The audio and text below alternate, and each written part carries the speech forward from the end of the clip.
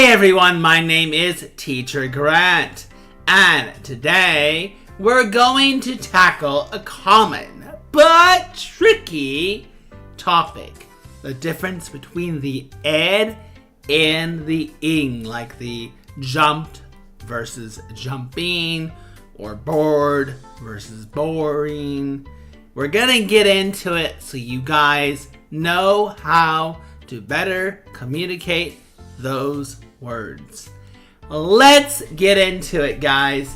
And before you do, make sure you hit that like button, subscribe to my channel for the next English video, and don't forget to leave a comment below on what you would like to learn next. Let's get into it. Here we go. First, we're going to talk about the ed adjective, right?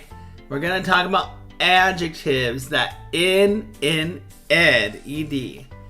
These adjectives describe how someone feels.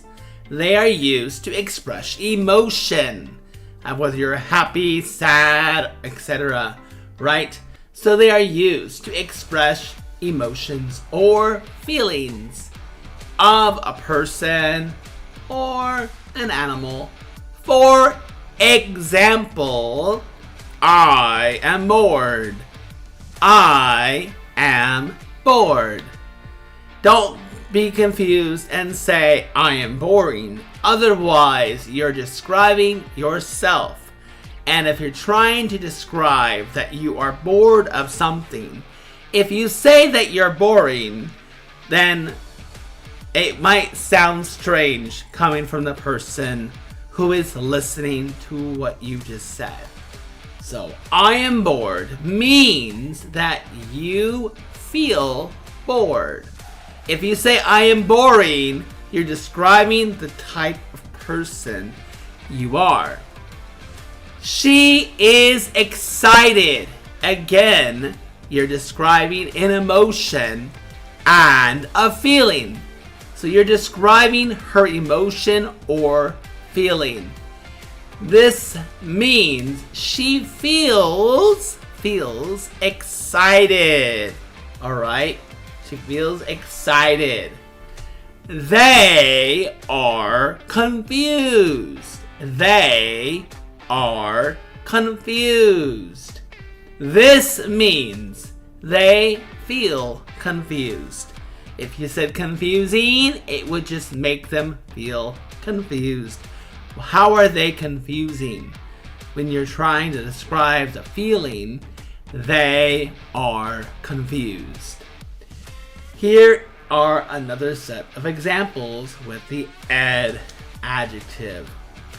He was tired after the long hike.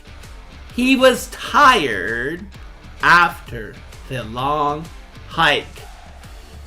We were amazed by the magician's trick. We were amazed by the magician's trick. The students felt relaxed after the yoga class. The students felt relaxed after the yoga class. In each of these sentences, the ed, the ed at the end, adjective describes, what does it describe, guys? The feelings of the subject. So, bored, confused, excited. They are all describing the feelings, right? Alright, the feelings of the subject. Let's get into the ing. Alright, let's look at adjectives using the ing form. These adjectives describe the thing or situation that causes this feeling or the feeling. For example, the movie was boring. You're describing the movie. You're not describing the emotion. This means the movie causes you to feel bored. This movie was boring. I'm bored. The game is exciting. The game is exciting. This means that the game causes excitement. Alright, the game is exciting. This means the game causes excitement. The puzzle is confusing. You're describing the puzzle. The puzzle is confusing. This means the puzzle causes confusion. I was confused putting this puzzle together. This puzzle is confusing. Alright, let's look at a couple more examples with the ing. Here are some more. The lecture was interesting.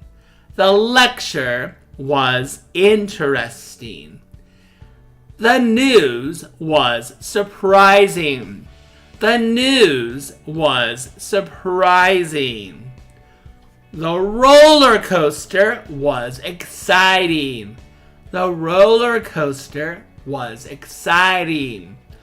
In each of these sentences, the ing adjective, describes the thing or situation that causes the feeling.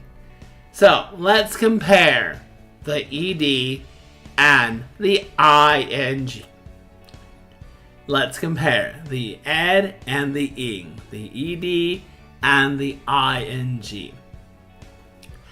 I am interested in the book versus the book is interesting, right? You can say both. I'm interested in the book. The book is interesting. So the ed is the feeling and the ing is talking about you're describing the book, right? He was frightened by the noise. He was frightened by the noise. The noise was frightening. The noise was frightening. The noise was frightening. You're describing the feeling and you're describing what it was, right? So they were annoyed by the traffic. They were annoyed by the traffic. Versus the traffic was annoying. So remember, see how the ed, the ed adjective, describes the feelings, and the ing adjective describes the cause of those feelings, right? So now let's have a little bit of fun. Leave your answers in the comments. See how well you can do, alright? The homework was boring or bored. The homework was boring or bored. The homework was boring or bored. Number 2. She felt blank after the movie. Excited or exciting. She felt excited after the movie, or she felt exciting after the movie. Which one would it be? She felt excited after the movie, or she felt exciting after the movie. Here's the next one, guys. The storm was frightening or was frightened. The storm was frightening or the storm was frightened. Great! Did you guys get your answers? Did you write them down? No cheating. Scout's honor. Make sure you wrote down those answers. The first answer is boring. The homework was boring. The homework was boring. Number two, she felt excited after the movie. She felt excited after the movie. Alright, last one, guys. The storm was frightening. The storm was frightening. The storm cannot be frightened, right? It's not cannot have emotion. So the storm was frightening. Alright? Keep practicing to get even better, guys. You guys are wonderful and awesome. So, awesome job, everyone. Today we learned the difference between the ed, the ed, and the ing adjectives. Remember, the ed, the ed, describes feelings, and the ing describes what causes those feelings.